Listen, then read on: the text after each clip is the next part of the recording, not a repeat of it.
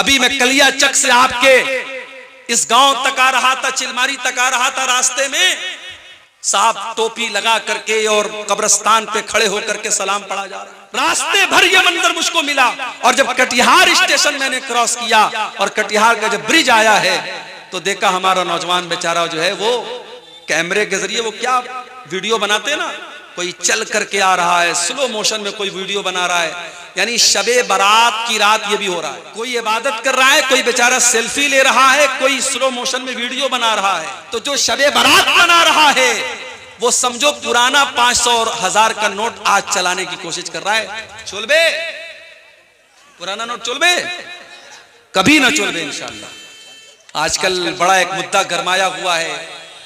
मौलाना अरशद मदनी ने कह दिया कि साहब भारत में तो सारे लोग मुसलमान थे, इसलिए जो लोग इस्लाम को छोड़ करके कोई और मजहब में चले गए वो घर वापसी करें, हमें घर वापसी करने की जरूरत नहीं है। इसलिए कि सबसे पहले इंसान जिनको कुरान ने आदम कहा है और वेदों में मनु कहा गया है, और मनु की औलाद मनुष्य है और आदम की औलाद आदमी है, इंसान है। तो आदम अलैहिस्सलाम तो मुसलमान थे, इस्लाम के फॉलोवर थे, लिहाजा इस दुनिया का सबसे पहला धर्म इस्लाम है। और हमारे उस्ताद मोहतरम अल्लामा रईस अहमद नदवी रहमतुल्लाह अलैह की तहकीक के मुताबिक हजरत आदम अलैहिस्सलाम जब दुनिया में आए थे तो इसी भारतवर्ष में आए थे, भारत की सरजमीन पर आए थे। लिहाजा भारत का सबसे प्राचीन अगर कोई धर्म है तो वो इस्लाम है। लिहाजा इस्लाम को छोड़कर किसी और मजहब में जो लोग गए हैं उनको घर वापसी करने की जरूरत है, मुसलमान को घर वापसी करने की जरूरत नहीं है। अऊज़ु बिल्लाहि मिनश शैतानिर रजीम,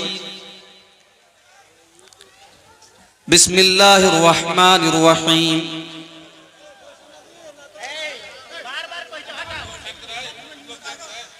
वसारिऊ इला मग़फ़िरतिन मिर रब्बिकुम व जन्नतिन अर्दुहस समावातु वल अर्दु उइद्दत लिल मुत्तक़ीन।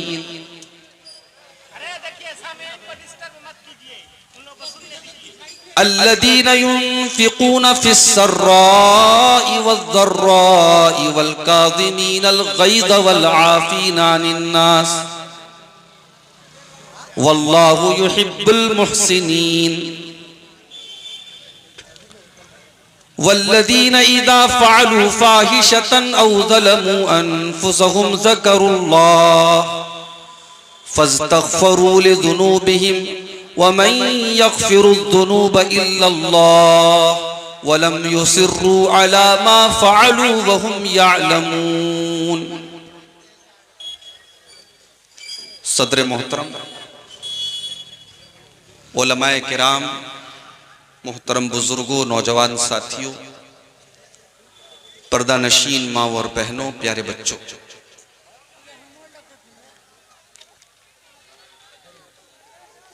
सबसे पहले मैं आप सबसे माजरत चाहता हूं, बड़ी ताखीर के साथ आपके पास पहुंचा। मेरे भाइयों, मैंने आपके सामने खुतबे मसनूना के बाद सूरह आले इमरान की 3 आयतें पढ़ी हैं। इन आयतों में अल्लाह ताला ने अपने बंदों को 2 चीजों की तरफ सबकत करने का हुक्म दिया है। 2 चीजों के लिए कंपटीशन करने का हुक्म दिया है। 2 चीजों के लिए दौड़ने और जल्दी करने का हुक्म दिया है। वसारिऊ इला मग़फ़िरतिन मिर रब्बिकुम व जन्नतिन अर्दुहस समावातु वल अर्दु उइद्दत लिल मुत्तक़ीन। मेरे बंदो, तुम जल्दी करो, तुम दौड़ पड़ो, तुम भाग पड़ो, तुम एक दूसरे से आगे निकलने की कोशिश करो। किस चीज के लिए? इला मग़फ़िरतिन मिर रब्बिकुम, अपने रब की मग़फ़िरत को पाने के लिए, व जन्नतिन, और जन्नत को पाने के लिए। आज हम अपने समाज पर नजर उठा के देखें, समाज के अंदर एक दौड़ लगी, एक मुकाबला हो रहा है,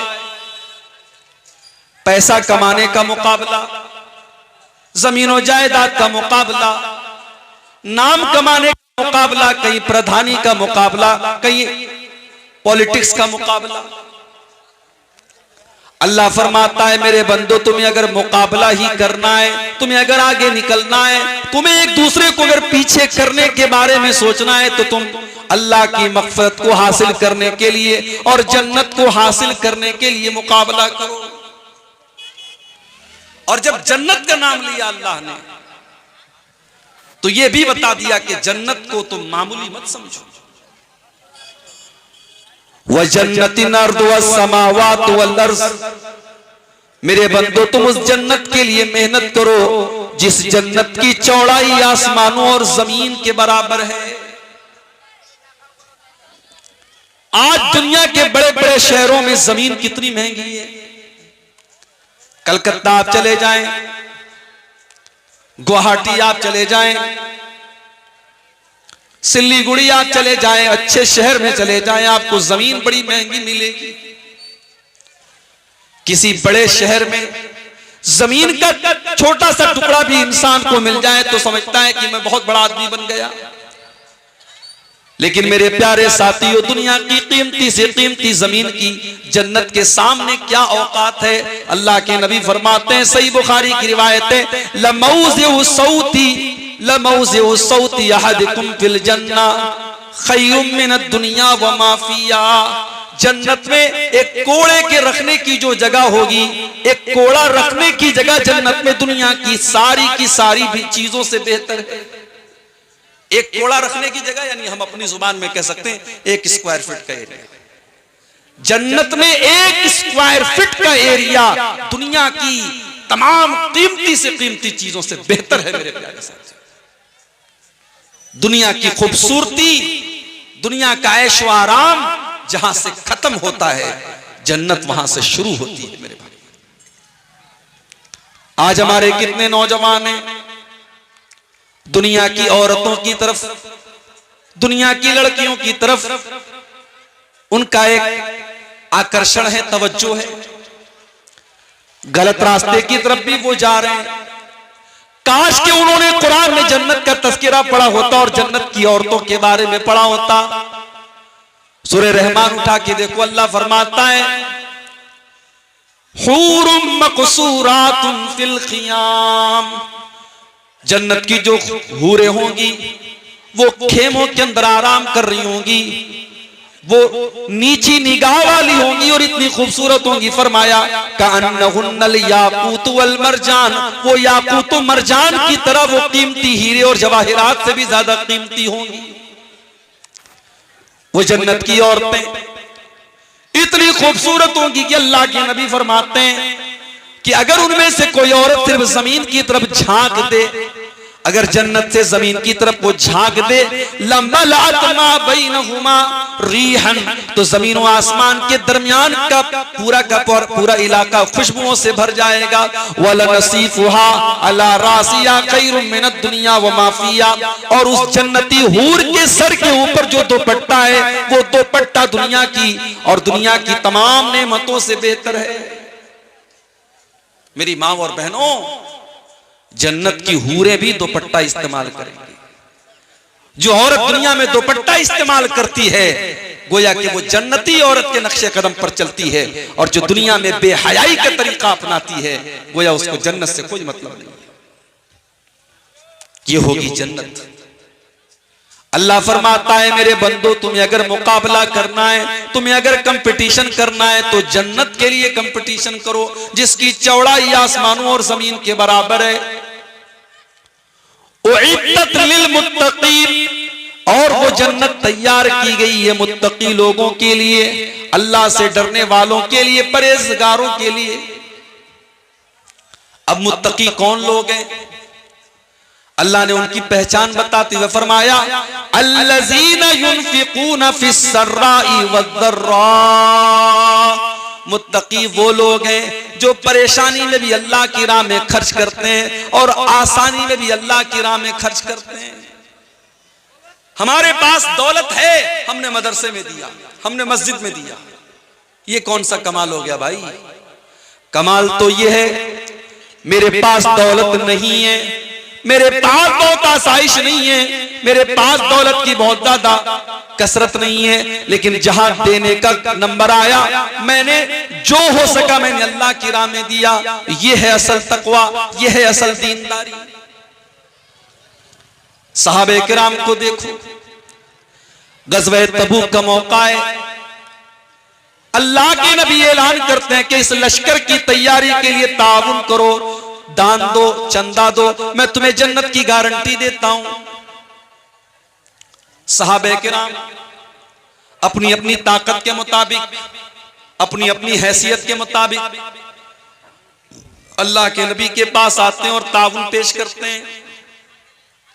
कुछ सहाबा ऐसे भी थे जो गरीब थे, मजदूर थे, उनके पास दौलत नहीं है, उनके पास सोना चांदी नहीं है, मगर वो इस्लाम की मदद करना चाहते हैं, वो अल्लाह के दीन की मदद करना चाहते हैं। उन बेचारों ने नाइट शिफ्ट में काम किया, उन्होंने रात और दिन मेहनत करके, मजदूरी करके वो एक मुट्ठी और दो मुट्ठी जौ लेकर के आते हैं। अय अल्लाह के नबी मेरा ये एक मुट्ठी जौ ले लीजिए, अय अल्लाह के नबी मैं और तो कुछ नहीं दे सकता, ये एक मुट्ठी जौ आप मेरी तरफ से कबूल कर लीजिए।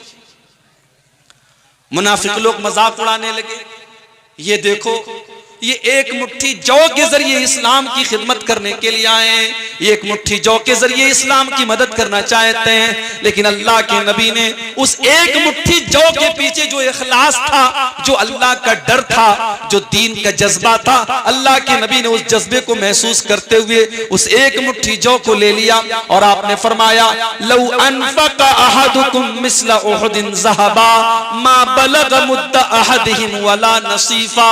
ओ लोगो, इस एक मुट्ठी जौ की कीमत तुम क्या जानो, अगर तुम उहुद पहाड़ के बराबर भी सोना खर्च कर दो तो इस एक मुट्ठी जौ का मुकाबला नहीं कर सकते। यह है तकवा, यह है दीनदारी। अल्लाह ने फरमाया मेरे मुत्तकी बंदे वो हैं जो आसानी में भी अल्लाह की राह में खर्च करते हैं, परेशानी में भी अल्लाह की राह में खर्च करते हैं। इसीलिए अल्लाह के नबी फरमाते हैं कि तुम अल्लाह को अपने अच्छे दिनों में पहचानो, अल्लाह को अपने अच्छे दिनों में पहचानो, यारिफका फी शिद्दा, तुम्हारे बुरे दिनों में अल्लाह तुमको पहचानेगा। इंसान के पास जब अच्छा दिन आता है, जब दौलत आती है, जब ऐशो आराम की जिंदगी गुजारता है, तब उसे अल्लाह याद नहीं आता है। जब परेशानी आती है, जब बीमारी आती है, जब दुख और तकलीफें आती है, तब अल्लाह याद आता है। अल्लाह के नबी फरमाते हैं अपने परवरदिगार को तुम अपने अच्छे दिनों में याद करो, यारिफका फी शिद्दा, वो बुरे दिनों में तुम्हें याद रखेगा। तो मुत्तकी लोग वो होते हैं जो अच्छे और बुरे तमाम दिनों में अल्लाह की राह में खर्च करते हैं। वल्काज़िमीन अल-गैज़, और मुत्तकी लोग वो होते हैं जो गुस्से को पी जाने वाले होते हैं। आज कितने मर्डर हो जाते हैं गुस्से की वजह से, कितनी तलाक हो जाती है गुस्से की वजह से, कितना शौहर बीवी के ऊपर हाथ उठा देता है गुस्से की वजह से। मेरे प्यारे साथियों, गुस्सा आना नेचुरल है, मगर गुस्से को कंट्रोल किया जाए, गुस्से को दबा लिया जाए। इसलिए अल्लाह के नबी फरमाते हैं लैसा शदीदु बिस्सुरा इन्नमा शदीदुल लज़ी यमलिकु नफ्सहु इंदल गज़ब। पहलवान वो नहीं है, बहादुर वो नहीं है जो कुश्ती में दुश्मन को पछाड़ दे, बहादुर तो वो है जो गुस्से के टाइम अपने आप को कंट्रोल कर ले। वल्काज़िमीन अल-गैज़, गुस्से को पी जाने वाले होते हैं। वल्आफ़ीना अनिन नास, और मेरे मुत्तकी बंदे वो हैं जिनके लिए मैंने जन्नत तैयार करके रखी है। ये वो लोग हैं जो लोगों को माफ कर देते हैं, दरगुजर कर देते हैं। भाई जिंदगी में ऐसा नहीं है कि हर चीज आपके मन के मुताबिक हो। कभी आपकी बीवी ऐसा कोई काम कर देगी जो आप नहीं चाहते, कभी आपके बच्चे कुछ ऐसा काम कर देंगे जो आपकी मर्जी के खिलाफ है, कभी दोस्तों से अनबन हो जाएगी, कभी पड़ोसियों से झगड़ा हो जाएगा। आप हमेशा इस कुरान की आयत को अपने सामने रखें, वल आफीना अनिन नास, लोगों की गलतियों को माफ कर दिया करें, दरगुजर कर दिया करें। नबी अकरम की सीरत उठा करके देखो, आपके ऊपर मक्का वालों ने कौन कौन से जुल्म और सितम के पहाड़ नहीं तोड़े। आप नमाज पढ़ रहे हैं, आपके ऊपर ऊंटनी की बच्चा दानी ला के रख दी जाती है, आपकी गर्दन में चादर डाल करके आपका गला दबाने की कोशिश की जाती है, आपकी बेटी ज़ैनब के ऊपर ऐसा हमला किया जाता है कि उनका इंतकाल हो जाता है, आपकी बेटियों को तलाक दे दी जाती है, आपको मक्के से निकलने पर मजबूर किया जाता है, आपको ताइफ पे पत्थर मारे जाते हैं। सारी तकलीफों को आपने बर्दाश्त किया और आपने माफ कर देने की वो मिसाल कायम की कि सारी इंसानियत वो मिसाल पेश करने से कासिर है। जब मक्का फतह हुआ और आपको मक्का वालों के ऊपर पूरा पावर और पूरा कंट्रोल हासिल हो गया, आप चाहते तो बदला ले लेते, आप चाहते तो इंतकाम ले लेते, आप चाहते तो एक एक जुर्म की सजा उनको दे देते, लेकिन आपने वही जवाब दिया जो हजरत यूसुफ अलैहिस्सलाम ने अपने भाइयों को दिया था, ला तस्रीब अलैकुमुल यौम। आपने फरमाया मुहम्मदुर रसूलुल्लाह किसी से कोई बदला न लेंगे, किसी से कोई इंतकाम न लेंगे।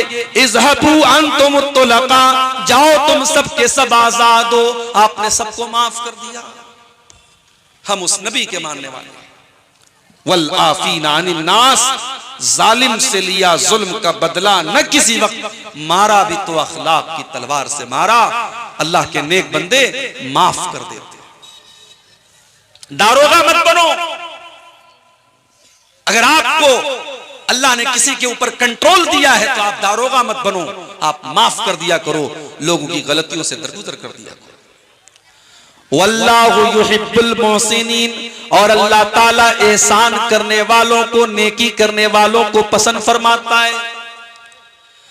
वल्लज़ीना इज़ा फ़अलू फ़ाहिशतन औ ज़लमू अनफुसहुम, और अल्लाह ने फरमाया मेरे मुत्तकी बंदे वो होते हैं जब उनसे कोई गलत काम हो जाता है, जब कोई नाज़ेबा काम हो जाता है, उनसे कोई गुनाह हो जाता है, औ ज़लमू अनफुसहुम, या वो अपनी जान के ऊपर जुल्म कर लेते हैं।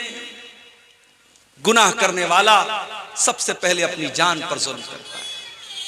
गुनाह करके आप दूसरे का नुकसान बाद में करते हैं, पहले अपना नुकसान करते हैं। इसीलिए हमारे बाप आदम ने और हमारी माँ हव्वा ने जब अल्लाह से तौबा की तो किन अल्फाज में की? रब्बना ज़लमना अनफुसना व इल्लम तगफिर लना व तरहमना लनकूनन्न मिनल खासिरीन। परवरदिगारा, हमने अपनी जानों के ऊपर जुल्म किया है। ऐ अल्लाह, हमने तेरी नाफरमानी करके अपने ऊपर अत्याचार किया है, और अगर तूने हमें माफ न किया, अगर तूने हम पर रहम न किया, लनकूनन्न मिनल खासिरीन, तो हम खसारा उठाने वालों में से हो जाएंगे। तो अल्लाह कह रहा है कि मेरे मुत्तकी बंदे वो हैं जब उनसे कोई गुनाह हो जाता है या वो अपनी जान पर जुल्म कर लेते हैं, ज़करुल्लाह, तो वो अल्लाह को याद करते हैं, वो अल्लाह को याद करते हैं, फस्तगफरू लिज़ुनूबिहिम, और अपने गुनाहों की माफी मांगते हैं। अगर ये चीज हमारे अंदर है, अगर गुनाह करने के वक्त अल्लाह याद आता है, तो समझ जाओ कि दिल के अंदर ईमान की गुंजाइश मौजूद है, समझ जाओ कि दिल के अंदर ईमान की रोशनी मौजूद है। और अगर गुनाह करने के बाद अल्लाह याद नहीं आता है, बल्कि गुनाह करने के बाद इंसान और ढिठाई करता है और जुरात करता है और अपने गुनाह के ऊपर फख्र करता है, तो समझ जाओ कि दिल के ऊपर मोहर लग जाए।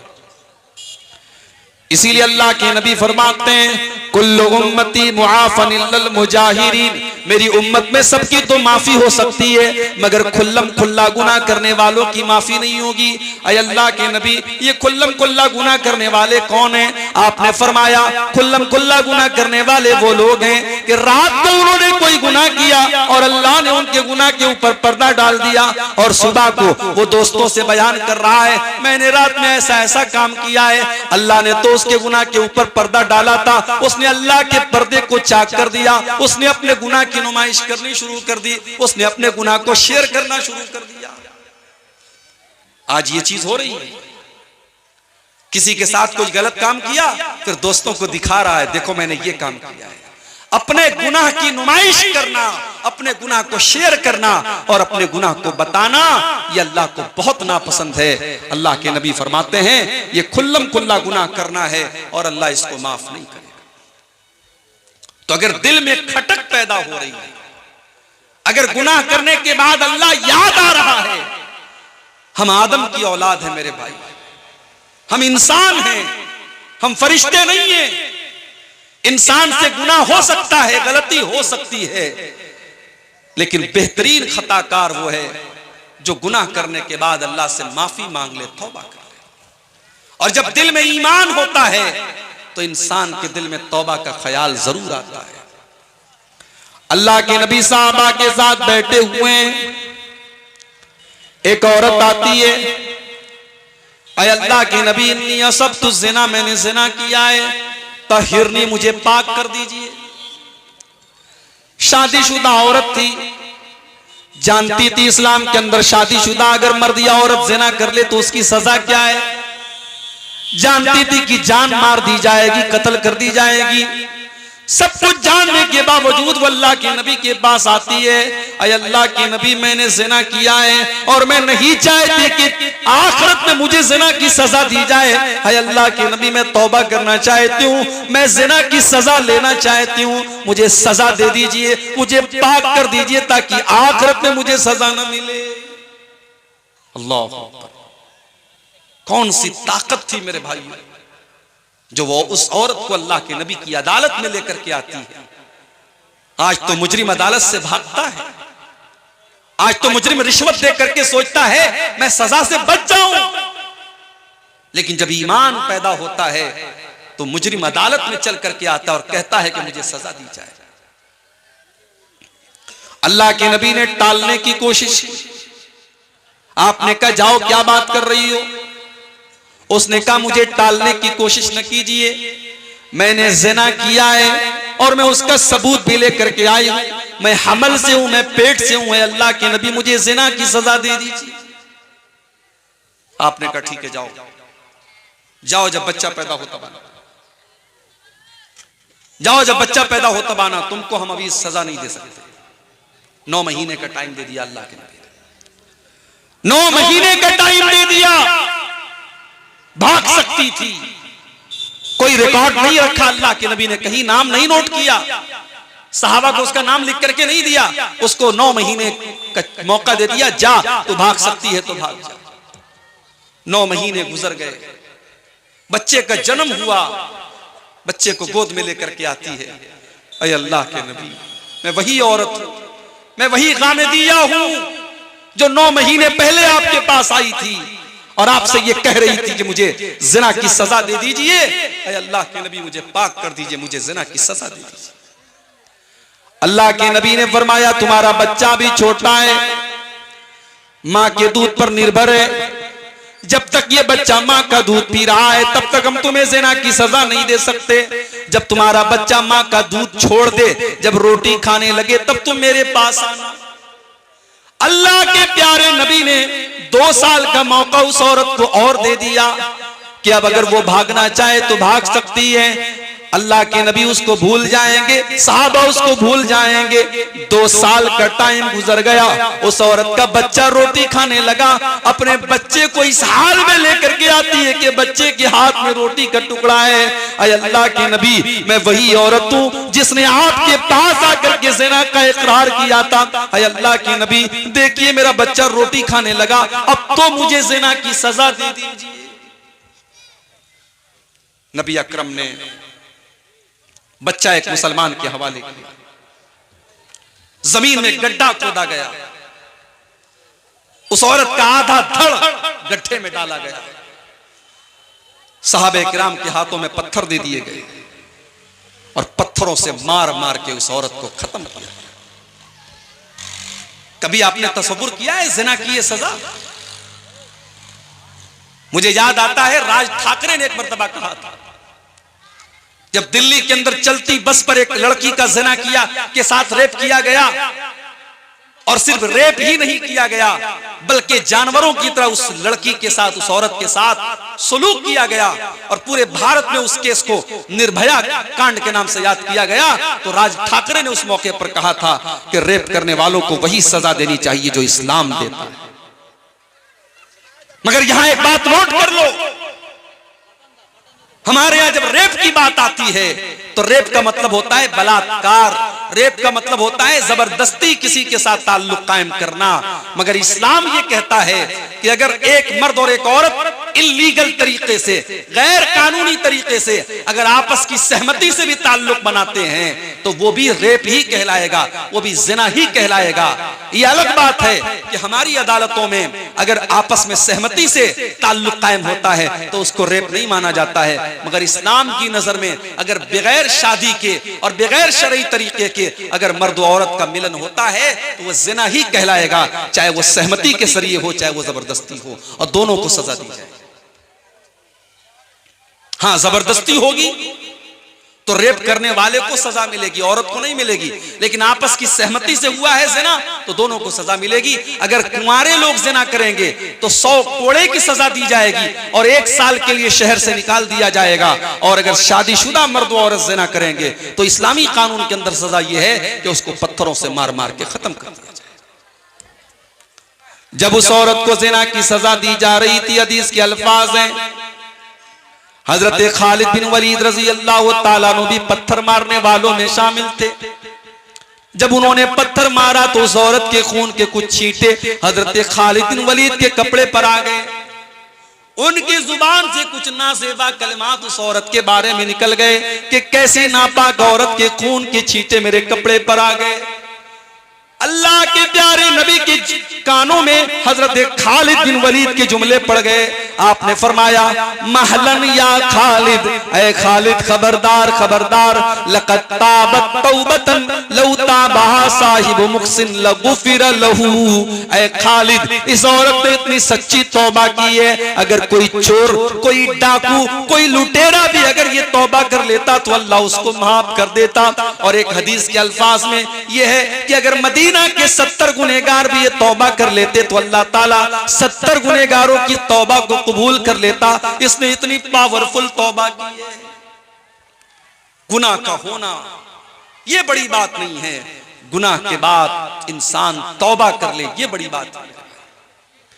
इसीलिए अल्लाह फरमाता है, वल्लज़ीना इज़ा फ़अलू फ़ाहिशतन, मेरे मुत्तकी बंदे तो वो हैं जब उनसे कोई गलत काम हो जाता है, औ ज़लमू अनफुसहुम, या वो अपनी जान के ऊपर जुल्म कर लेते हैं, ज़करुल्लाह, तो उनको अल्लाह याद आता है। गलत काम करने के टाइम अल्लाह का याद आना, अल्लाह का डर दिल में पैदा हो जाना, ये बहुत बड़ी बात है मेरे भाई। बड़ा मशहूर वाकया आपने सुना होगा, गार वालों का वाकया, जो 3 लोग एक गार में जाकर के फंस गए थे और तीनों ने आपस में तय किया था कि हम अल्लाह से दुआ करेंगे अपने अपने नेक अमल का वसीला लगा करके, हो सकता है कि अल्लाह हमारी इस मुसीबत को दूर कर दे। उन 3 लोगों में से एक इंसान ने यह दुआ की थी कि अल्लाह, मेरी एक चचाजाद बहन थी, मेरे चचा की लड़की थी, मैं उससे बहुत ज्यादा मोहब्बत करता था। एक मर्द एक औरत से जितनी मोहब्बत कर सकता है मैं उस औरत से बेइंतहा मोहब्बत करता था। मैं उस लड़की को हासिल करना चाहता था, मैं उसके साथ अपनी शहवत को पूरी करना चाहता था, मगर मेरे पास कोई कंट्रोल नहीं था। उसको पाने की कोशिश कर रहा था लेकिन मैं हासिल नहीं कर पा रहा था। एक मर्तबा सूखा पड़ गया, कहतसाली पड़ गई और वो गरीब लड़की थी, गरीब औरत थी, वो मेरे पास आती है, मुझसे मदद मांगती है और मैं उसको 100 दीनार देने का वादा करता हूं। 100 दीनार या 120 दीनार देने का मैं वादा करता हूं, इस शर्त पर कि वो मेरी ख्वाहिश को पूरा करेगी, मेरी बरसों की इच्छा को और मेरी ख्वाहिश को वो पूरा करेगी। अय अल्लाह, उस औरत के साथ मैं गलत काम करने के लिए तैयार हो गया और जब ऐन मौके पर मैं उस औरत के साथ अपनी ख्वाहिशात को पूरा करना चाहता था और मैं उस औरत के साथ जिना करने वाला था, बदकारी करने वाला था, ऐन मौके पर उस औरत की जुबान से निकला, इत्तक़िल्लाह वला तफ़ुज़्ज़ल ख़ातम इल्ला बिहक़्क़िही। अल्लाह से डर, और जिस चीज का तुझे इख्तियार नहीं है, जिस चीज की अल्लाह ने तुझको इजाजत नहीं दी है, उस चीज का तू इस्तेमाल न कर। जो चीज तेरे लिए जायज नहीं है उस चीज को तू इस्तेमाल न कर। आय अल्लाह, उस औरत की जुबान से जब ये जुमला मैंने सुना, मैंने फौरन उस गलत काम के इरादे को तर्क कर दिया। मैंने वो 120 दिनार भी उसको दे दिए और मैंने ज़िना का इरादा भी तर्क कर दिया। आय अल्लाह, अगर ये अमल मैंने तेरे डर से किया था तो आय अल्लाह तू आज इस मुसीबत को दूर कर दे। बुखारी शरीफ के अल्फाज हैं, अल्लाह तबारक व तआला ने उन तीनों लोगों की दुआओं की वजह से उनको गार से नजात दे दी और बचा लिया। मेरे प्यारे साथियों, ये होता है गुनाह के टाइम अल्लाह का डर अगर आपके अंदर है तो इस बात की दलील है कि कहीं ना कहीं आपके दिल में ईमान मौजूद है। अल्लाह ने फरमाया, जब उनसे कोई गलत काम हो जाता है तो वो अल्लाह को याद करते हैं। वलम युसिर्रू अला मा फालू वहुम यालमून, और वो अपने गुनाह के ऊपर जमे नहीं रहते, अपने गुनाह के ऊपर वो डटे नहीं रहते। अच्छा, तौबा का मतलब क्या होता है? कभी आपने गौर किया इस पर? तौबा किसको कहते हैं?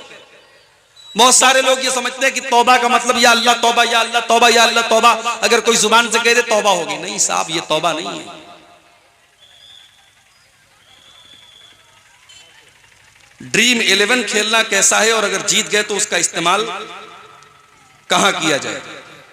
ड्रीम 11 और इस तरीके के जितने ऑनलाइन खेल हैं, ये सब जुआ है, जुआ।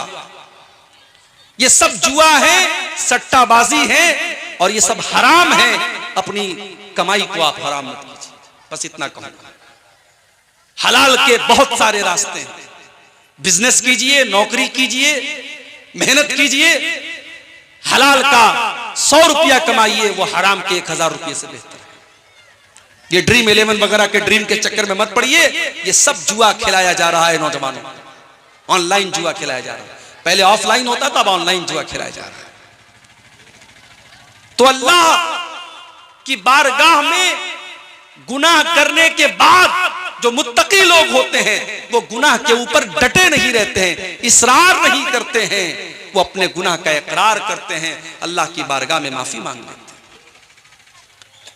मेरे प्यारे नौजवान साथी, आज कितने नौजवान हैं वो गलत काम कर रहे हैं मगर उनको ये एहसास नहीं है, उनको ये एहसास नहीं है कि हम गलत काम कर रहे हैं।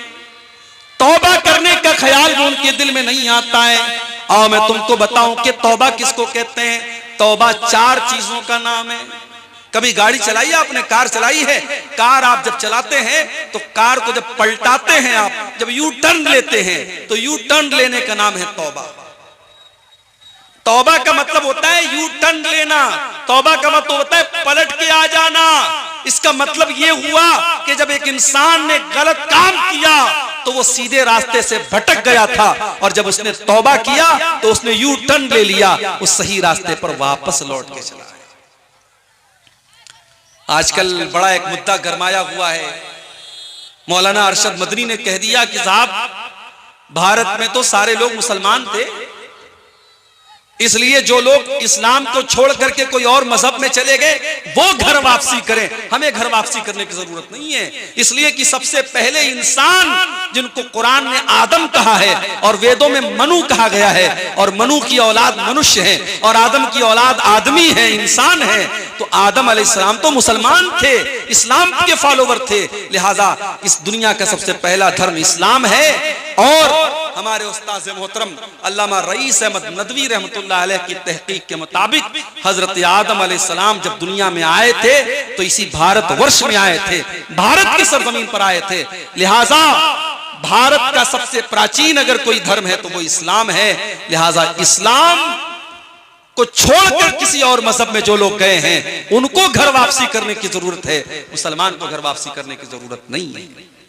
और एक बात आपको और बताऊं, जब बच्चा पैदा होता है, बच्चा यहूदी नहीं होता है, बच्चा हिंदू नहीं होता है, बच्चा मुशरिक नहीं होता है, बच्चा तौहीद पर पैदा होता है।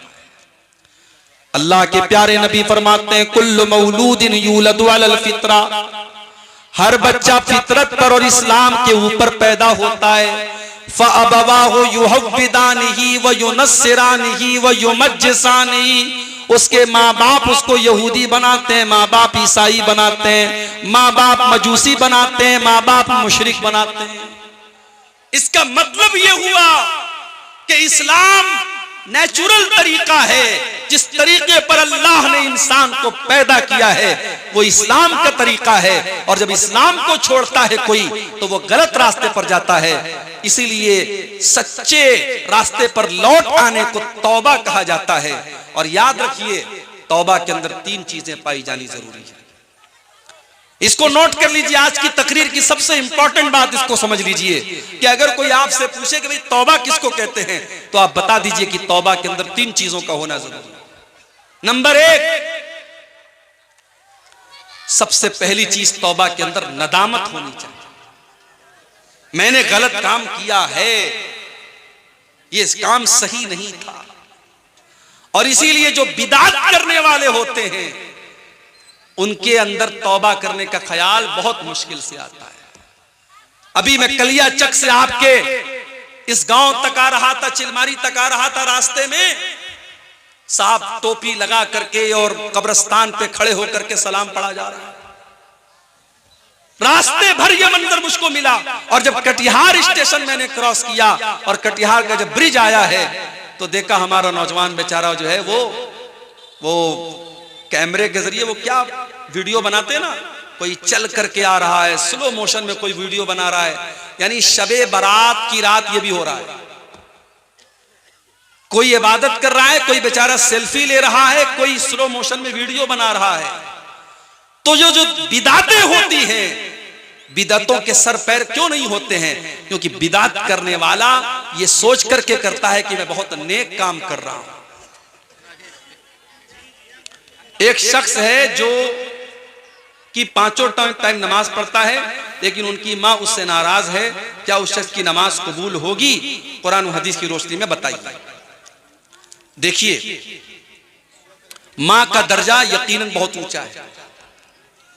मां का दर्जा बहुत ऊंचा है, मां को नाराज नहीं करना चाहिए।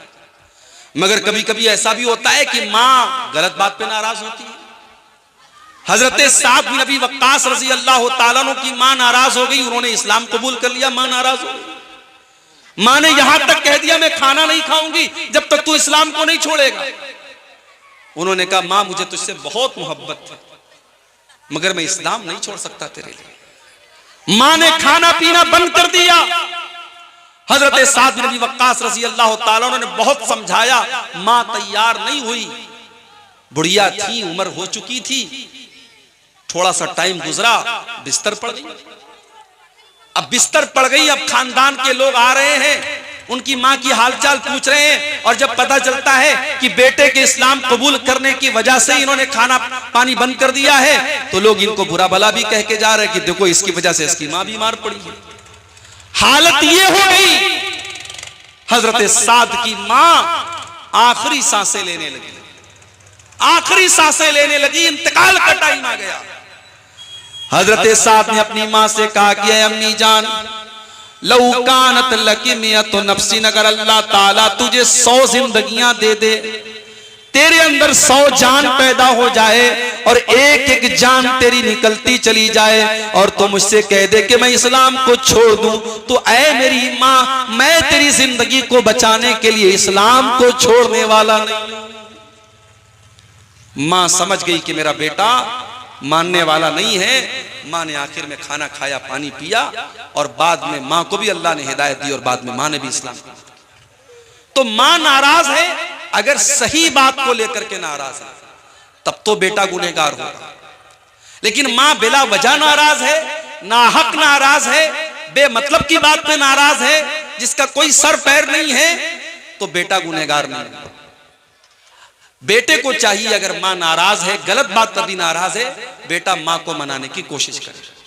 लेकिन ऐसा कोई सबूत नहीं है कि मां नाराज है तो बेटे की नमाज कबूल नहीं होगी। एक बड़ा मशहूर वाकया है हजरत अलकमा का वाकया कि उनकी मां उनसे नाराज हो रही थी, तो उनके साथ बड़ा बुरा मसला हो रहा था, उनकी मौत का टाइम आया तो अल्लाह के नबी ने पूछा कि क्या मामला है। पता लगा उनकी माँ उनसे नाराज है। जब तक माँ ने माफ नहीं कर दिया तब तक उनकी रूह परवाज नहीं हुई और उनको चैन नहीं मिला। बहुत मशहूर वाकया है मगर वो मनगढ़ंत वाकया है, मौजू रिवायत है, सही हदीस से साबित नहीं है। लिहाजा इस बात की कोई दलील नहीं है कि माँ अगर नाराज है तो बच्चे की दुआ, बेटे की दुआ जो है वो कबूल। जी जी जी। तो अगर माँ गलत बात पर नाराज है तो पहली बात तो उससे कोई मतलब नहीं है। अगर सही बात पर भी नाराज है तो बेटे को मनाने की कोशिश करनी चाहिए, उसकी वजह से उसकी इबादत पर कोई फर्क नहीं पड़ेगा। तो तौबा की पहली कंडीशन यह है कि आपको एहसास हो कि हाँ मैंने गलत काम किया है। तौबा की दूसरी कंडीशन, आप इस बात का पक्का इरादा करें कि आइंदा आप उस गलत काम को नहीं करेंगे। शराब पीने वाला तौबा कर रहा है शाम को, आय अल्लाह आज के बाद मैं कभी शराब नहीं पीऊंगा, सुबह को फिर शराब पीने लगता है। आइंदा उस गुनाह को पक्का इरादा करे कि मैं नहीं करूंगा, तब तो उसकी तौबा कबूल होगी, वरना तौबा का कोई मतलब नहीं। और तौबा की तीसरी शर्त कि जिस गुनाह से वो तौबा कर रहा है उस गुनाह को फौरन छोड़ दे, तब उसकी तौबा कबूल। अभी आज एक साहब मुझसे मिले, पता लगा वो नमाज नहीं पढ़ते, गवर्नमेंट नौकरी करते, गवर्नमेंट टीचर हैं, नमाज नहीं पढ़ते। मैंने कहा साहब क्यों नमाज नहीं पढ़ते आप? बोले मौली साहब दुआ कीजिए। मैंने कहा नमाज दुआ पढ़ने से आप नहीं पढ़ेंगे, नमाज आपको पढ़ना होगा, वो मेरे दुआ करने से आप नमाज नहीं पढ़ेंगे। मैंने कहा आपकी गवर्नमेंट जॉब है, सुबह कितने बजे स्कूल जाते? बोले 8 बजे। मैंने कहा मैं दुआ कर देता हूं अल्लाह आपको स्कूल में पहुंचा दे, आप घर में बैठे रहे, पहुंच जाएंगे क्या स्कूल? आपको जाना पड़ेगा, आपको ड्यूटी देनी पड़ेगी। आप 8 की जगह 8:30 बजे स्कूल नहीं पहुंचते, क्योंकि आपको पता है आपकी सैलरी कट जाएगी, आपकी नौकरी खतरे में आ जाएगी।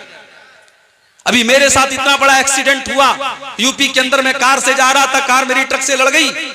मैं रातों रात 350 किलोमीटर का सफर करके वापस लौट रहा था। क्यों? क्योंकि मेरी जॉब है, मुझे पढ़ाना है, सुबह मदरसे पहुंचना था।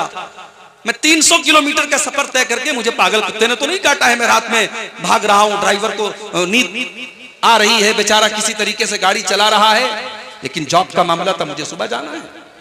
कितने प्रोग्राम हैं, देने के बाद मुझे कैंसिल करना पड़ता है कि नहीं छुट्टी नहीं मिल पाई, मदरसे का मसला है, इम्तिहान है या कोई और मामला है, हम नहीं आ पाते। तो जो जॉब होती है, जो नौकरी होती है, इंसान उसको निभाता है। और जहां अल्लाह का मामला आता है, जहां नमाज का मामला आता है, वहां लोग कहते हैं मौलवी साहब दुआ करो। दुआ करने से आप नमाज नहीं पढ़ेंगे, आपको खुद पढ़ना पड़ेगा। मेरे प्यारे साथियों, इसीलिए अल्लाह ताला कह रहा है कि नेकी के कामों में सबकत करो। मस्जिद में नमाज पढ़ने जाओ तो सबसे पहली सफ में जाओ, कोशिश करो कि पहली तकबीर में तुम शामिल हो जाया करो। इसलिए कि अल्लाह के नबी फरमाते हैं लौ यालमुन्नासु मा फिन निदाई वस्सफ़िल अव्वली, अगर लोगों को पता चल जाए कि पहली सफ का क्या मकाम है, अगर लोगों को पता चल जाए कि पहली तकबीर का क्या मकाम है, और उस सवाब को हासिल करने के लिए अगर घसीट करके आना पड़े तो लोग घसीट करके आएंगे, मगर पहली सफ में शामिल हो। हम क्या करते हैं? हम पीछे वाली लाइन में खड़े होते हैं, नमाज में हम सबसे पीछे होते हैं। मदरसे में चंदा देने की बात आती है, दान देने की बात आती है, हम सोचते हैं सबसे आखिर में हम चंदा दें। पहले देखे प्रधान जी कितना देते हैं, पहले देखे गांव के हाजी साहब कितना देते हैं, गांव के रईस लोग कितना देते हैं, उसके बाद हम देंगे। नहीं मेरे भाई, नेकी के काम में आप पीछे मत रहिए, नेकी के काम में आगे रहिए। हजरत अबू बकर सिद्दीक को देखो, अल्लाह के नबी अपने सहाबा के साथ बैठे हुए हैं। आप कहते हैं कि क्या तुम में से कोई ऐसा है जो आज रोजा रख करके आया है? अबू बकर सिद्दीक कहते हैं कि हाँ अल्लाह के नबी मैं रोजा रख करके आया हूं। आप पूछते हैं क्या कोई ऐसा है जिसने आज किसी गरीब को खाना खिलाया है? अबू बकर सिद्दीक कहते हैं हाँ अल्लाह के नबी मैंने एक गरीब को खाना भी खिलाया है।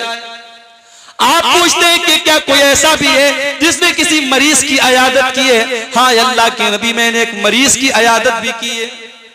आप पूछते हैं क्या कोई ऐसा भी है जो किसी मुसलमान के जनाजे में शामिल हुआ है? हाय अल्लाह के नबी, मैं एक मुसलमान के जनाजे में भी शामिल हुआ हूं। आपने फरमाया मजतमाना फी इम्रिइन इल्ला दखलल जन्ना, ये सारी की सारी नेकियां अगर एक इंसान एक दिन में 24 घंटे में कर लेता है तो वो जरूर जन्नत में जाएगा, जन्नत में जरूर जाएगा। ये अबू बकर सिद्दीक, नेकी के मामले में पहले नंबर पर हजरत अबू बकर सिद्दीक का नाम आता है। मेरे भाइयों, हमें और आपको भी नेकी के मामले में आगे रहना चाहिए। आज कितने लोग हैं जुमा की नमाज में, अगर 1 बजे जुमा की नमाज होने वाली है तो 12:55 पर उनकी शक्ल नजर आती है मस्जिद। अल्लाह के नबी फरमाते हैं कि जुमा के दिन जो सबसे पहले आता है उसे अल्लाह की राह में ऊंट सदका करने का सवाब मिलता है, जो बाद में आता है उसको गाय सदका करने का सवाब मिलता है, जो उसके बाद आता है उसको दुम्बा, जो उसके बाद आता है उसको मुर्गी, जो उसके बाद आता है उसको अंडा अल्लाह की राह में सदका देने का सवाब मिलता है। और जब इमाम खुतबा देने के लिए आता है तो ये सवाब लिखने वाले फरिश्ते सवाब लिखना बंद कर देते हैं और वो भी इमाम का खुतबा सुनने लगते हैं। हम लोग तो इतने बदनसीब हैं कि ऊंट छोड़ दो, गाय छोड़ दो, दुम्बा छोड़ दो, बकरा छोड़ दो, मुर्गा छोड़ दो, अंडा छोड़ दो। कितने बदनसीब ऐसे लोग हैं कि जुमा के दिन वो तब आते हैं जब इमाम का खुतबा स्टार्ट हो जाता है, बल्कि जमात शुरू होने के 5 मिनट पहले वो मस्जिद में आते हैं। ऐसा नहीं होना चाहिए मेरे भाई। इस्लाम आपको नेकी के मामले में आगे आगे रहने का हुक्म देता है। गज़वे तबूक का मौका याद कीजिए।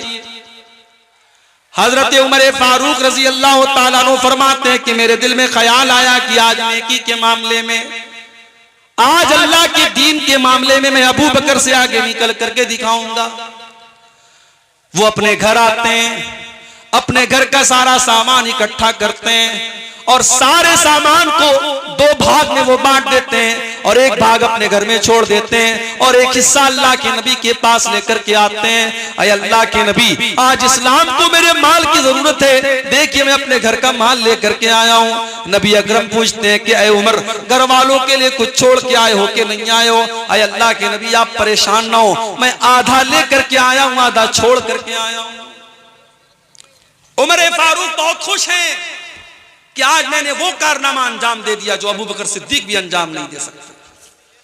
थोड़ी देर के बाद हजरत अबू बकर सिद्दीक भी आते हैं, वो भी अपने घर का सामान लेकर के आए हैं, अपने घर का माल लेकर के आए हैं, अपने घर की चीजें लेकर के आए हैं। उन्होंने लाकर के जब अल्लाह के नबी के सामने रख दिया, आपने पूछा अय अबू बकर, तुमने अपने घर वालों के लिए क्या छोड़ा है? हजरत अबू बकर सिद्दीक कहते हैं अब तो लहुमुल्लाह व रसूलहू, अय अल्लाह के नबी, मैंने अपने घर वालों के लिए अल्लाह को छोड़ा है, उसके रसूल को छोड़ा है। अय अल्लाह के नबी, मैं तो सब कुछ लेकर के आया हूँ, आज इस्लाम को मेरे माल की जरूरत है, मैं अपने घर वालों के लिए कुछ छोड़ के नहीं आया, मैं अल्लाह को छोड़ के आया हूं, रसूल को छोड़ के आया हूं। उमर फारूक की आंखों में आंसू आ गए। उन्होंने कहा मुझे यकीन हो गया कि मैं नेकी के मामले में अबू बकर का मुकाबला नहीं कर सकता। नेकी के मामले में सबकत करो मेरे प्यारे साथी।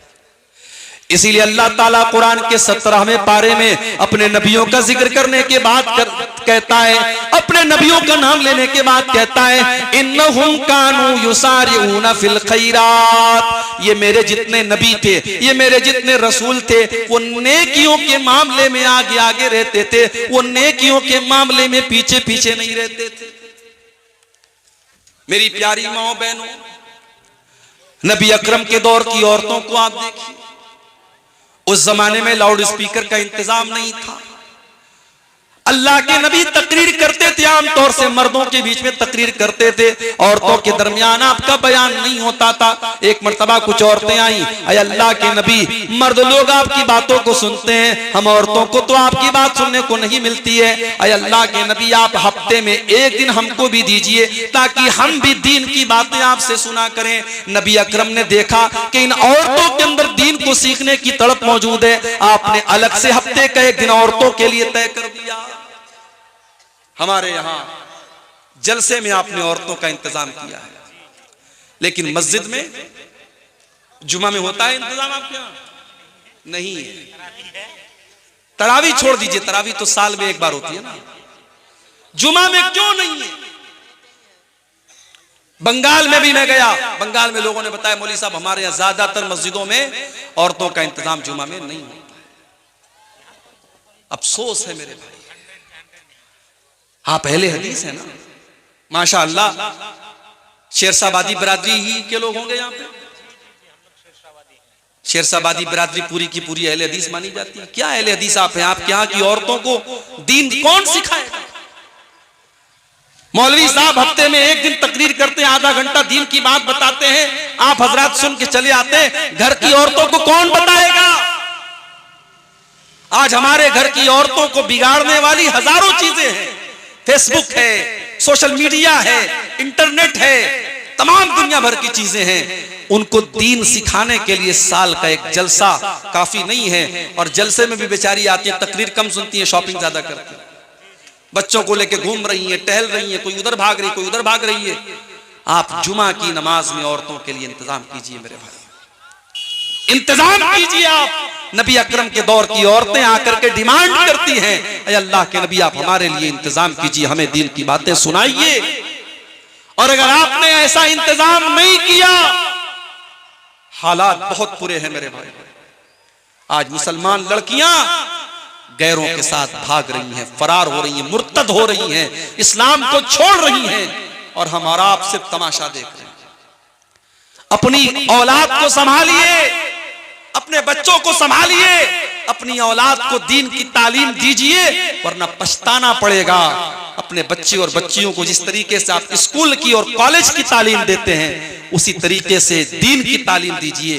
उन्हें इस्लाम के बारे में बताइए, उन्हें तौहीद के बारे में बताइए, वरना आगे चल करके 10-15 साल के बाद जो हालात होंगे, हर घर और हर खानदान में इस तरीके के केस होंगे, फिर आपके पास हालात को कंट्रोल करने का कोई रास्ता नहीं होगा। नेकी के मामले में आगे बढ़िए, पीछे मत रहिए। हजरत अमर बिन जमू रज़ी अल्लाह ताला अन्हु एक बूढ़े साहबी हैं, बूढ़े साहबी हैं। अल्लाह की राह में जिहाद करने की वजह से उनकी दोनों टांगे खराब हो चुकी हैं, उम्र भी 70 साल के पार हो चुकी है। जब एक जंग का मौका आता है, अल्लाह के नबी के पास उनके 4 बेटे हैं, उनके चारों बेटों ने अपना नाम लिखवाया। हजरत अमर बिन जमू ने कहा कि अल्लाह की नबी मेरा भी नाम लिख लीजिए। बेटों ने कहा बाजान आपने सारी जिंदगी इस्लाम की खिदमत की है, आपकी दोनों टांगे इसी में खराब हो चुकी हैं।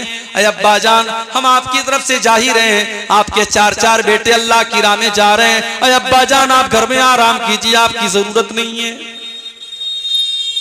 बाप ने कहा नहीं, ठीक है मैं लंगड़ा हो चुका हूं, ठीक है मेरी टांगे काम नहीं कर रही हैं, मगर मेरे बाजुओं में आज भी ताकत है, मैं दुश्मनों के छक्के छुड़ा सकता हूं, मैं अल्लाह की राह में जिहाद करना चाहता हूं। तुम कौन होते हो मुझे रोकने वाले? बाप इसरार कर रहा है, बेटे मना कर रहे हैं।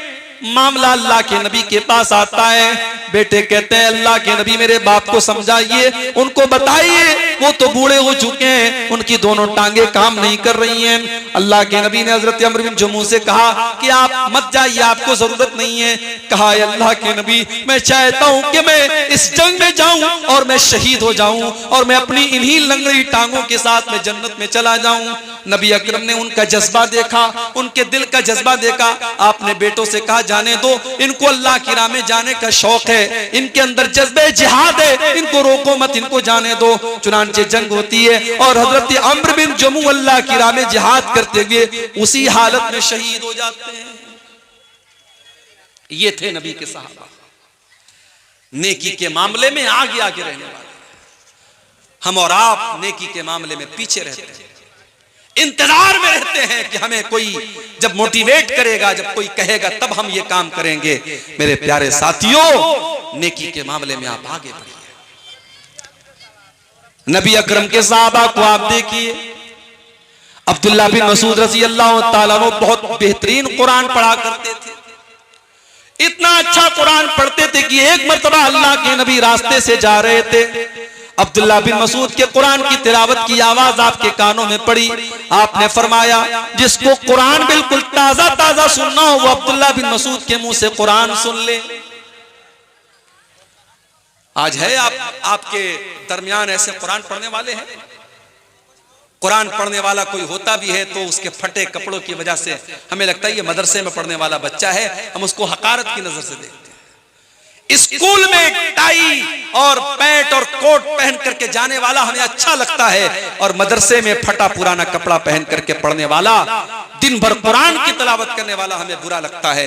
मेरे प्यारे साथियों, उस स्कूल के सूटेड बूटेड बच्चे से बेहतर है उस मदरसे में पढ़ने वाला मैला कुचैला कपड़ा पहन करके दिन रात कुरान पढ़ने वाला। इसलिए कि अल्लाह के नबी फरमाते हैं खैरुकुम मन तअल्लमल कुरान व अल्लमहु, तुम में सबसे बेहतरीन इंसान वो है जो कुरान को सीखता है और सिखाता है, कुरान को पढ़ता है और पढ़ाता है। अब्दुल्ला बिन मसूद इतना अच्छा कुरान पढ़ते थे, अल्लाह के नबी ने फरमाया कि जिसको सुनना हो कुरान बिल्कुल तरोताजा, वो अब्दुल्ला बिन मसूद के मुंह से कुरान सुने। जब अल्लाह के नबी ने ये बात बयान की, हजरत उमर फारूक के दिल में ख्याल पैदा हुआ कि ये बात अब्दुल्ला को बतानी चाहिए। उन्होंने रात के 12 बजे, आधी रात को उन्होंने जाकर के अब्दुल्ला बिन मसूद के दरवाजे को खटखटाया। अब्दुल्ला बिन मसूद ने दरवाजा खोला, देखा हजरत उमर आए। क्या बात है उमर, क्यों आए हो? आए अब्दुल्ला, मुझे मालूम है कि ये वक्त मुनासिब नहीं था, रात के 12 बज रहे हैं, आधी रात हो चुकी है, लेकिन मैं तुम्हें एक बात बताना चाहता हूं। अल्लाह के नबी ने तुम्हें एक खुशखबरी दी। क्या खुशखबरी दी? कहा है अब्दुल्ला, नबी अकरम ने आज तुम्हारी तिलावत की आवाज सुनी थी, तो नबी अकरम ने फरमाया था कि जिसको कुरान सुनना हो, बिल्कुल ताजा ताजा कुरान सुनना हो, वो अब्दुल्ला के मुंह से कुरान सुन ले। मैंने सोचा कि मैं आधी रात को मैं जाकर के तुमको बता दूं, ताकि सबसे पहले मैं ये खुशखबरी तुम्हें सुना दूं। एक मुसलमान को अच्छी खबर देने में भी सवाब मिलता है, मैं ये खबर तुम्हें सुनाने आया। हजरत अब्दुल्ला ने कहा कि आपने थोड़ा सा लेट कर दिया, थोड़ा सा आपने डिले कर दिया, थोड़ा सा लेट कर दिया। अभी थोड़ी देर पहले हजरत अबू बकर सिद्दीक आए थे और उन्होंने ये खबर मुझे दे दी है। हजरत उमर ने पेशानी पकड़ के कहा कि अबू बकर, उमर तेरा मुकाबला नहीं कर सकता। मेरे प्यारे साथियों, ये नबी के सहाबा थे जो नेकी के मामले में सबकत करते थे। आज हम कारोबार में सबकत करते हैं, जमीन जायदाद में सबकत करते हैं, दुनिया के ऐशो आराम में सबकत करते हैं, लेकिन हम जन्नत के लिए सबकत नहीं करते। सूरह आले इमरान की आयत हमें यही मैसेज दे रही है, वसारिउ इला मगफिरतिम मिर रब्बिकुम व जन्नतिन, मेरे बंदो तुम अल्लाह की जन्नत को पाने के लिए और अल्लाह की मगफिरत को पाने के लिए जल्दी करो। मेरे प्यारे नौजवान साथियों, जब हम आपसे नमाज के बारे में कहते हैं, आप कहते हैं मौलवी साहब अभी तो जवानी की अय्याम है, अभी तो मौज मस्ती के दिन है, जब 40 साल के हो जाएंगे, 50 साल के हो जाएंगे, हम नमाज भी पढ़ने लगेंगे, हम दाढ़ी भी रख लेंगे, हम हाजी भी हो जाएंगे। कौन गारंटी लेगा, कौन गारंटी लेगा कि आप 50 साल तक जिंदा रहेंगे, 60 साल तक जिंदा रहेंगे? एक एक्सीडेंट आपकी जिंदगी बदल सकता है, एक हादसा आपको खत्म कर सकता है, एक बीमारी आपको बर्बाद कर सकती है। मेरे प्यारे नौजवान साथियों, वमा तदरी नफ्सुम माज़ा तक्सिबु गदा, कोई नहीं जानता कि कल उसके साथ क्या होने वाला है। इसलिए कल न कर, कल का कोई भरोसा नहीं, कल तो कल एक पल का भरोसा नहीं, फिक्र उक़बा की कर आज ही बेखबर, फिक्र उक़बा की कर आज ही बेखबर, कल न कर, कल का कोई भरोसा नहीं, कल तो कल एक पल का भरोसा नहीं। कर इबादत खुदा की जवानी में तू, कर इबादत खुदा की जवानी में तू, कल बुढ़ापा तेरे सर पे आ जाएगा, कल बुढ़ापा तेरे सर पे आ जाएगा, कुव्वते दस्त पा खत्म हो जाएगी, कुव्वते दस्त पा खत्म हो जाएगी, फिर इबादत का कोई भरोसा नहीं। कल का कोई भरोसा नहीं है मेरे नौजवान साथियों। नेकी के मामले में सबकत करो, मिसाल दे दुनिया कि हाँ ये लड़का नेकी के मामले में आगे रहता है। मस्जिद में नमाज पढ़ने जाओ तो पहली सफ में रहो, इबादत के मामले में सबकत करो। किसी को धोखा देना कैसा है, बहुत अच्छा काम है, दिया करो भाई धोखा। अब ये सब पूछने की बात। जो इमाम साहब अक्सर झूठ बोले, वालिदैन की नाफरमानी करे और कभी कभार चोरी करे, उसकी इमामत में नमाज पढ़ना कैसा है? लग रहा है इमाम साहब से दुश्मनी हो रही है। ये लग रहा है बिल्कुल कैमरा लगा के बैठा इमाम साहब कितना झूठ बोल रहा है, कितनी नाफरमानी कर रहा है, कितना चोरी कर रहा है। देखिए, इमाम जो होता है, इमाम ऐसे इंसान को बनाना चाहिए जो कुरान अच्छा पढ़ता हो, आलिम हो और दीनदार भी हो। ऐसा कभी कभी होता है कि एक इंसान आलिम है लेकिन दीनदार नहीं है, तो नमाज की इमामत एक ऊंचा मकाम है, ये हर इंसान को नहीं देना चाहिए। तो ऐसे इंसान को इमाम नहीं बनाना चाहिए। अगर ऐसा इंसान इमाम है, नमाज हो जाएगी आपकी नमाज पर कोई फर्क नहीं पड़ेगा, मगर ऐसे इंसान को इमाम नहीं बनाना चाहिए जो खुल्लम खुल्ला ये सब काम अगर कर रहा है, झूठ बोल रहा है, वालिदैन की नाफरमानी कर रहा है, चोरी कर रहा है, ऐसे इंसान को इमामत नहीं देना चाहिए। उम्र दराज आदमी का अगर बार बार पेशाब आ जाए और कपड़ा नापाक हो जाए, इलाज और मुआलजा से भी मायूस हो चुका हो, तो ऐसे इंसान को नमाज पूरा करने के लिए क्या तरीका अपनाना चाहिए? बस सीधी सी बात है, फत्तकुल्लाह मस्तताअतुम, अल्लाह से जितना डर सकते हो डरो। जिस इंसान को ये प्रॉब्लम है कि उसका पेशाब रुकता ही नहीं है, कतरा कतरा बहता रहता है, तो अब जाहिर है वो मजबूर है। अगर वो इलाज करा चुका है और इलाज से भी कोई फायदा नहीं हो रहा है, तो ऐसा इंसान नमाज उसी हालत में पढ़ेगा। लेकिन हाँ, हर नमाज के टाइम वो नया वजू करेगा। जोहर में मान लो उसने वजू किया, बीच में उसको हवा खारिज नहीं हुई, पाखाना करने के लिए वो नहीं गया, लेकिन तब भी असर का टाइम आएगा वो फिर से वजू करेगा। इसलिए कि ये बीमारी जिसको है उसके लिए हुक्म है कि वो हर नमाज के टाइम अलग से वजू करेगा। इसी तरीके से बास लोगों को हवा खारिज होने की बीमारी होती है, उनको हर मिनट पर हवा खारिज होती है, वो हर तरीके का इलाज करा चुके हैं लेकिन उनका मसला हल नहीं होता है। तो उनके बारे में भी सही मसला यही है कि वो उसी हाल में नमाज पढ़ेंगे, वजू करेंगे और नमाज पढ़ेंगे। जामा मस्जिद में जगह की किल्लत है, मस्जिद के इर्द गिर्द भी जगह खाली नहीं है, इसलिए मस्जिद को दूसरी जगह मुंतकिल करना चाहते हैं।